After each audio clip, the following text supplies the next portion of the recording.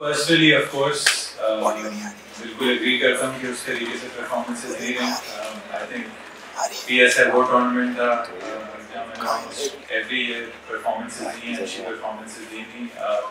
उम्मीद वही थी कि जो पिछले 6 साल से मुल्तान के लिए किया था वो इधर आगे कराची में भी उसी तरीके की परफॉर्मेंसेस देंगे। बट अनफॉर्चुनेटली एक टाइम आता है, स्ट्रगल किया काफ़ी इन द मिडिल, बैटिंग पे काफ़ी अफसोस है उससे पर्सनली। जहाँ तक टीम की बात की, देखें ये इतना कम्पिटिटिव टूर्नामेंट हुआ है 5 टीमों के दरमियान। कराची में हमने 2 मैचेस देखे, क्वेटा के खिलाफ और आज का मैच। ये 2 मैचेस हम अच्छा फिनिश करते हैं, छोटी छोटी चीज़ें अच्छी करते हैं तो 6 विन्स होती हैं और 4 लॉसेज होती हैं, जहाँ 4 विन्स हैं और 6 लॉसेज हैं। ऑब्वियसली टीम में एक दचका भी आया बीच में, जो टीम में से 2 मैचेस जीते रहे थे। 13 लोग हमारे कैंप में बीमार हुए और हम उस वक्त अनफॉर्चुनेटली स्केड्यूल ऐसा था कि उसी वक्त हम 3 मैचेस खेल रहे थे 4 दिनों में। जो आप 3 मैचेस खेल रहे थे 4 दिनों में, 11 में आपको चेंजेस करने पड़े फोर्सफुली। तो वो एक चीज़ थी जहाँ हम तीनों मैचेस हार गए। तो उनको देखते हुए, 2 क्लोज मैचेस को देखते हुए, इस टूर्नामेंट की एज ए टीम कहानी काफ़ी डिफरेंट हो सकती थी। तो जहाँ तक टीम की परफॉर्मेंस है उससे मैं काफ़ी मुतमईन हूँ, क्योंकि देखें कुछ कल का भी हमने दोनों मैचेस देखे, उनमें से एक भी चीज़ हमारे फेवर में जाती वो स्टोरी डिफरेंट होती। और कभी कभार आपको रिलाई करना होता है दूसरी टीमों के रिजल्ट्स में, और मैं समझता हूँ कि जब से हम लाहौर से जीते, लाहौर में अगर आप सारे वो रिजल्ट्स देख लें in terms of the tournament जो हम चाह रहे थे कि हमारे फेवर में जाए, आई थिंक उसमें से इस्लामाबाद और कलंदर्स का ही मैच था जो कलंदर जीती थी, और वो एक चीज़ थी जो हमारे फेवर में गई थी। तो जब इतना हाईली कम्पिटिटिव टूर्नामेंट होता है तो छोटी छोटी मिस्टेक्स आपको काफ़ी कॉस्ट करती हैं, लेकिन जहाँ तक टीम का एफर्ट है, जहाँ तक टीम की रीबिल्डिंग थी, उसके साथ रिजल्ट्स लेना, आई थिंक काफ़ी टीम वाइज काफ़ी मुतमईन है। हम देखें जहाँ तक आज का मैच की बात थी, काफ़ी ट्रिकी पिच था, सबके सामने था, बॉल ग्रिप भी हो रहा था, सीम भी हो रहा था, स्पिनर्स को काफ़ी स्पिन भी मिल रहा था। छोटी छोटी हमने मिस्टेक्स की हैं, जैसे आखिरी ओवर में, थर्ड लास्ट ओवर में ओवरथ्रो पे एक चौका लगा, लास्ट ओवर में एक मिसफील्ड हुई जो 1 रन होना चाहिए था, वो पीछे चौका चले गए। तो छोटे छोटे मार्जिन होते हैं। और अगर आप देखें पावर प्ले पे जब हम बॉलिंग कर रहे थे, जब उनके आई थिंक 52 रन से 52 में से 12 एक्स्ट्रास थे।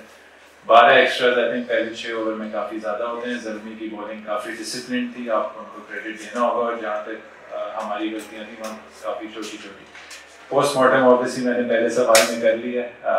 आई थिंक लंबा टूर्नामेंट हुआ, एज ए टीम काफ़ी करीब थे हम। 2 क्लोज मैचेस थे, जिसको मैं इन शॉर्ट फिर से बोलूँगा। 2 क्लोज मैचेस से क्वेटा के खिलाफ इधर और आज ज़ल्मी के खिलाफ।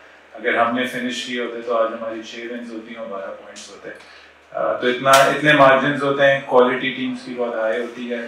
और तीसरा आपका, जहाँ तक आपने यंगों की बात की है, देखें सबसे अच्छी बात है कि इस बार नॉर्मली PSL में होता था कि आपको बॉलर्स बहुत अच्छे मिलते थे, बट आई थिंक इस बार आप कह सकते हैं कि बैटिंग का भी स्टैंडर्ड इमर्जिंग प्लेयर्स में भी और बॉलिंग का भी स्टैंडर्ड, साथ में फील्डिंग का स्टैंडर्ड काफ़ी इम्प्रूव हुआ है। तो काफ़ी अच्छे डायरेक्शन में जा रही है। और ऑब्वियसली PSL वो टूर्नामेंट है जिसने पाकिस्तान को हर लेवल पे प्लेयर्स प्रोड्यूस करके दिए और उम्मीद है कि आगे भी करके दिए।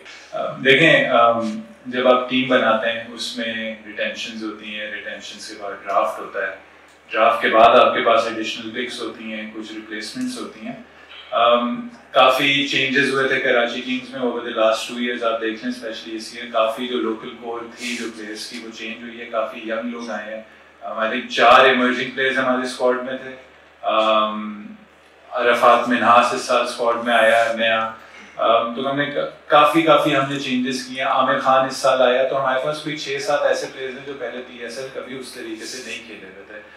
तो आई थिंक उस वक्त उनको राइट अवे मैदान में डालना वो भी इतना आसान काम नहीं होता, क्योंकि मैनेजमेंट भी नहीं थी, ऑब्वियसली कैप्टनसी भी नहीं थी।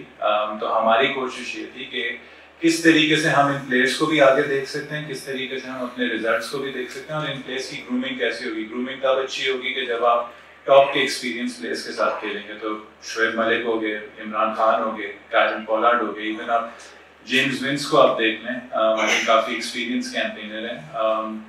इन लोगों का, हसन अली का एक बहुत बड़ा रोल रहा है, अनवर अली का बहुत बड़ा रोल रहा है इन टर्म्स ऑफ स्क्वाड को मेंटोर करना, यंग लड़कों को मेंटोर करना। तो हमेशा आप एक बैलेंस देखते हैं यूथ और एक्सपीरियंस में। और कुछ चीज़ें होती हैं जो आप कहते हैं of the field contributions, intangible contributions, जो ऑब्वियसली फील्ड में नहीं नज़र आती, वो ये होती हैं कि ये जो एक्सपीरियंस प्लेयर्स होते हैं वो किस तरीके से अपने यंगस्टर्स को साथ लेके चलते हैं।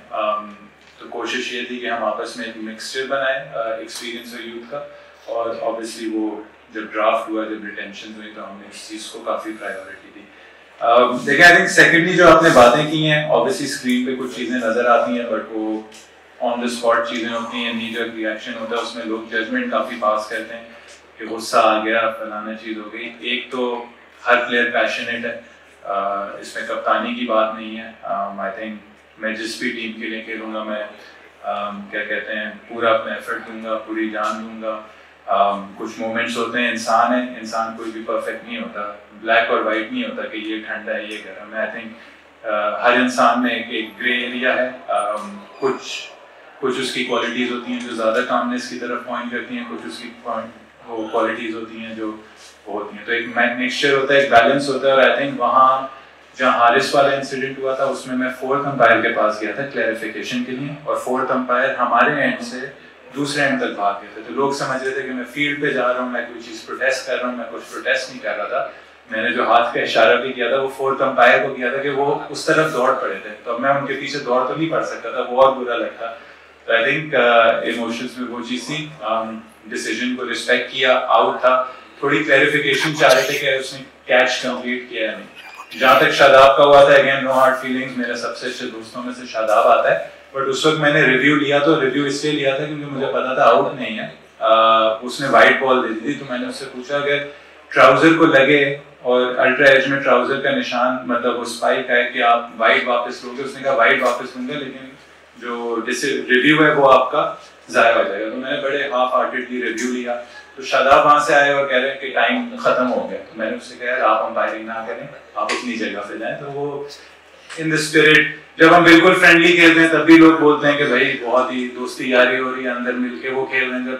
जब कोई गुस्सा दिखाता है तो वो कहते हैं कि यार ओवर हो गया। एक पैशनेट गेम है। आई थिंक फील्ड में होते हैं तो ऑब्वियसली आप अपनी टीम के लिए जो भी एज होता है वो गेन करने की कोशिश करते हैं, और इसमें कोई हार्ड फीलिंग्स नहीं है, कोई भी इसमें आप कह सकते हैं कोई इल फीलिंग किसी की तरफ। देखें, सबसे पहले जब भी आप कोई भी प्लैटिनम प्लेयर लेता है, आपकी कोशिश ये होती है कि उस प्लैटिनम प्लेयर को पूरा चांस दिया जाए। अनफॉर्चुनेटली वो स्टेप अप नहीं कर पाए, और जहां उन्होंने स्टेप अप नहीं किया after a certain number of games, हमने उस पर डिसीजन लिया। कभी भी इजी चीज़ नहीं होती, आप हमेशा स्टेप होते हो, आप कई जगह उनको बेनिफिट्स देते हो कि इस बंदे ने इन जगहों पे परफॉर्म किया। जो हमने कोशिश की थी कि नवाज को रावलपिंडी में खिलाते हैं, वहाँ उनकी एज अ बैट्समैन भी अगर देखें तो हमेशा कोई ना कोई सोच होती है कि इसने कहीं ना कहीं परफॉर्म किया है, कुछ ना कुछ ये टीम को एज दे सकता है। लेकिन हर प्लेयर पर बुरा वक्त आता है, ये भी अंडरस्टैंड करना चाहिए। अरफात ज़रूर खेलें, आज उन्होंने बॉलिंग भी अच्छी की है, बट ऑब्वियसली कंडीशंस भी डिफरेंट थी, तो कंपैरिजन करना ज़रा सा इस चीज़ पे अनफेयर होगा। और देखें, आउट ऑफ फॉर्म प्लेयर्स होते हैं और होते रहेंगे। कभी कभार एक मैच होता है, मैं आप लोगों को मिसाल दे सकता हूँ कॉलिन मनरो की, के इवन कल तक उनके नंबर्स इतने अच्छे नहीं थे, हालांकि उन्होंने 2-3 बड़ी अच्छी इनिंग्स खेली थी। कल उन्होंने single handedly even with an injury Islamabad को जिताया। तो जब आप प्लैटिनम प्लेयर लेते हैं, आप कोशिश करते हैं उसको बैक करने की, और उस सीजन में आपको ट्रस्ट करना पड़ता है, बट अनफॉर्चुनेटली प्लेयर्स पे बुरा वक्त आता है और वो उस तरीके से परफॉर्म नहीं कर पाते। और सर ये टीम गेम है, इधर सिर्फ कप्तान नहीं होता, 20 प्लेयर हैं, मैनेजमेंट है। आई थिंक सब उतने इंपॉर्टेंट है जितना कप्तान होता है। मैंने जिस टीम की भी कप्तानी की है, मैं कभी भी नहीं चाहता कि मैं फोर फ्रंट पे हूँ, मैं पोस्टर बॉय हूँ। टीम गेम है, आपको अपने हर प्लेयर को उतना ही इंपॉर्टेंट फील कराना चाहिए, क्योंकि इसमें देखें किसी की परफॉर्मेंस अच्छी होती है, किसी की परफॉर्मेंस अच्छी नहीं होती, कोई खेलता है कोई नहीं खेलता, किसी को ज़्यादा मौके मिलते हैं, किसी को कम मौके मिलते हैं। तो आप कोशिश करते हैं कि एज ए टीम मैनेजमेंट आप सबको एक ही लेवल पर रखें। तो ये तो बहुत अच्छी बात है हमारी मैनेजमेंट की कि उन्होंने सबको वो किया। देखें, जहाँ तक आपने बात की बीमारी की, मैंने बिल्कुल इसको पूरे टूर्नामेंट पे उसमें यूज़ नहीं किया। 3 मैचेस हुए थे, उसमें से हम 2 मैचेस जीते हुए थे। अगले 3 मैच हमारे 4 दिन में थे, और उसी वक्त लोग बीमार हुए थे। तो 4 दिन में 13 लोगों को वापस आना मुमकिन नहीं था। अनफॉर्चुनेटली वही 3 मैचेस आ रहे थे, उसमें से अगर एक हम क्वेटा का मैच जो क्लोज था वो फिनिश कर लेते, लेकिन इसमें टीम को थोड़ी राहत देनी चाहिए कि फोर्सफुल चेंजेस हुई हैं, लोग हॉस्पिटल में गए। उसके बाद भी जब हम आए तो हम 3 में से 2 मैचेस जीते आज से पहले। तो ये एक वो चीज़ थी जिसमें हम एक क्रूशियल वक्त में हमारी टीम को डिस्टर्ब किया था। एक सेट प्लेइंग 11 बन गई थी, वो प्लेइंग 11 चेंज हुई और वो अगले 3 मैचेस तक चेंज होती रही, जो 3 मैचेस में हम रिजल्ट नहीं ला सके। वरना आई थिंक वही मैंने आपसे कहा कि अगर हमने 2 मैचेस क्लोज फिनिश किए होते तो आज हमारी 6 विन्स होती 4 के बजाय। तो इतने कम्पिटिटिव टूर्नामेंट में ऐसी चीज़ें होती हैं। Thank you.